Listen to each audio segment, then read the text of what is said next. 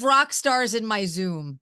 There's no better day for me than when I have actual rock stars in my Zoom. I am so excited, especially on like when new Motley You music could is get dropping. canceled for saying that. Vince Neil, and you guys, oh, holy crap, you guys look unbelievable. I've got Vince and Nikki from Motley Crue. Like No. I feel like I'm like back in high school looking at you guys. Holy moly, look at you guys. Just Thank you. incredible. You take it. We'll take it. We don't get a Abs lot of compliments at this age. absolutely. Dogs of War just dropped. We've got a new Motley record. We've got a new label. You know, the one thing that I always think about Motley Crue is the only constant for me as a Motley fan and somebody who's been a radio a really long time, the only constant is change. Thank There's you. always a reinvention. There's always something new happening. There's a new label. There's going to be new music released. So that's kind of, I think, a little bit mysterious for the fans. Are we getting a record? Are we getting dribs and drabs, one song here? So fill me in a little bit as to what's going on with this Like latest the new trip. Motley reinvention. Well, I mean, we haven't done a full-length record since Saints Los Angeles, Has which it was been that long? Wow, yeah. 2008 or something. Yeah. I think it was a really good record. And that Great record record. was also written as the soundtrack to the Dirt movie that was supposed to be released around that time. So that's why there's songs on there, Down at the Whiskey and LAMF. And it was a lot of Los Angeles referenced ideas. But I think at the time it was maybe at Focus or Paramount, and then it went to one of the, finally ended up at Netflix all these years later.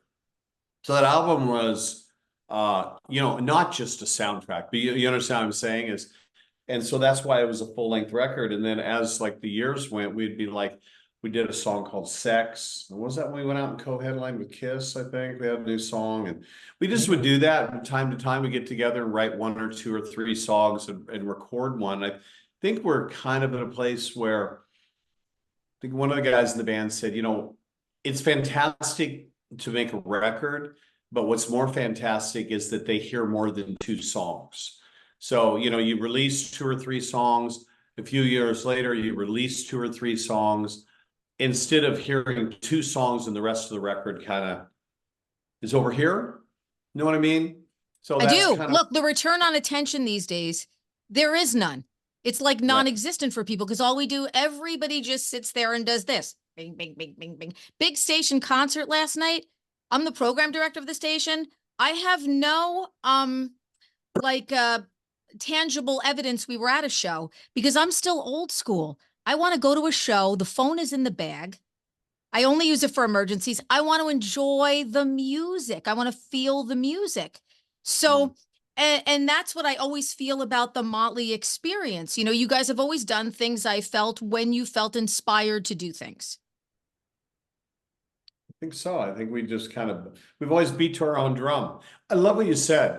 That the only constant in Motley Crue has changed, whether it's the logo or the sound or the look, stage shows. And I guess we've just never really found a place that we're comfortable sitting. Never rested on the laurels. You could go out and rest on the laurels of what you've done, the soundtrack to everybody's life. I was at the stadium tour when the stadium tour played Citi Field. And with Def Leppard. And what I loved is looking out into the crowd and seeing these kids who have never seen Motley on the shoulders of parents, and down front and wearing Motley merch and going, you know what? This is what it's all about. It's not just about being the band that can say, we're going to go out and we're going to do just Dr. Feelgood, blah, blah, blah. You guys have never really done that. And I think that that's been the amazing sustainability of the band. Yeah, it's pretty cool to look out there and you have the old guy that grew up with us, and you have his son, and then they have like a 6-year-old kid on the dad's shoulders singing the songs. Yeah. And I love that. Yeah, it's crazy. So you've seen 3 generations of fans out there, and that's really cool. That's what inspires me to crack the mic every day. I look at, because I've talked to the same fans of the station over and over, but then you get these young fans and you're just like, wow, that's kind of what we're here for. And it's nice to get those moments. And you don't get those moments unless you're out on, you know, these great tours. So let's talk about a new record label too, kind of behind you, which is so funny because everything was so kind of hush hush. I have something to play for you, Terrie, and it's great. I can't tell you what it is, and I can't tell you who it is. And I'm like, okay, all right. And then I get it played for me, and I knew who it was immediately. But here's what I want to tell the fans. I think the first experience with this song should be video song, then listen to the song afterwards, because I think it's kind of an experience piece. I can see that for sure. Of that for sure. I mean, they go together perfectly, but live on their own separately just fine. Yeah. We're super proud of that. We just were like, you know what? Let's just get weird.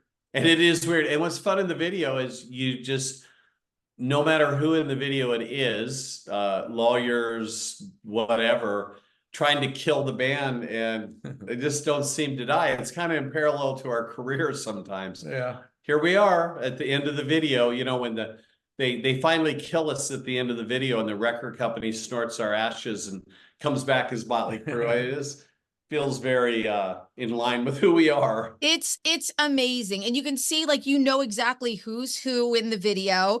And it's just incredible. So talk to me about the director you work with. I would imagine a director working with Motley has to be creative, but also be somebody who gives up some of their creativity to the band, because you guys kind of know what you want going into all of these things. Open mind. Nick who directed the video and put the video together, had done something with Tommy, and it was kind of an experimental thing, and we saw that. Asked Tommy if he would call him and see if he's interested in working with the band, and he jumped at the chance, and we jumped at the chance to work with him, and he basically filmed us, right? Where was that he took the iPhones? We're in London. In London. Yeah, I remember. He just stood against a wall. Yeah, he stood against the wall and he has his iPhone and just take a picture, like, you know, here, here, here, here, you know, and all your tattoos and stuff. And he just, I don't know how he does it. He took those images out of his camera, put it to the CGI stuff, and I watched it for the first time and I was like, I'm blown away. Blown away. Like, blown away. Yeah. Yeah. Absolutely blown away. I like when John gets cut in half and he's still playing his guitar. Yeah. So talk to me a little bit about Dogs of War and where the inspiration for the song came from, because it's a banger. It's anthemic. It's such a battle cry. Musically, we were you know, we're out on the road, and it kind of went down like this. Let me get a short version of a long story. We were out on the road, had a day off. We all went, all the band, Def Leppard, Motley, everyone was like at the pool, hanging out. And I read an article on cancel culture. And kind of part of my process is I'm reactionary or opinionated in things that I see. And that's what I do with lyrics, whether it's positive or negative, right? And then, you know, show it to the band and show it to Vince and see what they think. So showed Tommy, and he's like, dude, this is like so rhythmic. And I go, I'm thinking Shout at the Devil type groove, right? Type thing. So we decided to go in the studio and demo up that song, Cancel. And when we were in there, just some other riffs were around. At the end of the day, I went home and I was watching Handmaid's Tale. And there was a line in the movie, in the episode, excuse me, that said in Latin, don't let the bastards grind you down. Like, no matter who in life is trying to grind you down, wear you down, take your dream away, don't let them do it. And I felt so Motley. I kind of wrote the lyrics out and showed it to the guys, and they were like, this is a perfect fit. And so it happened really organically. And that was before we met with Bob Rock and all that stuff. It was just the demo phase. Yeah. Yeah. It's, I mean, just such a perfect fit. Like, everything just fits. And I love to see when all the pieces come together, when you've got great music, you've got, you know, a legacy band who means so much to people. And then you've got this perfect kind of fresh video vibe. You know, it's like fresh, familiar. And I think everything as music fans that we love. I think you guys, man, you nailed it. Coming back with this tune, Thank nailed it. you. Ah, Nailed it great. times 50. So, out on the road, you guys, we have a date in Atlantic City, actually, that's coming up Friday and Saturday. So you guys are going to be here in New Jersey. Love, love, love that. You're doing all the ginormal festivals, Louder Than Life and Aftershock and stuff. Is it still as exciting for you? You know, Vince, you know, being the front man, are you still like just about the time you're going to tear up on that stage and have everybody see you for the first time? Is it still, does it still feel, you know, like young Vince?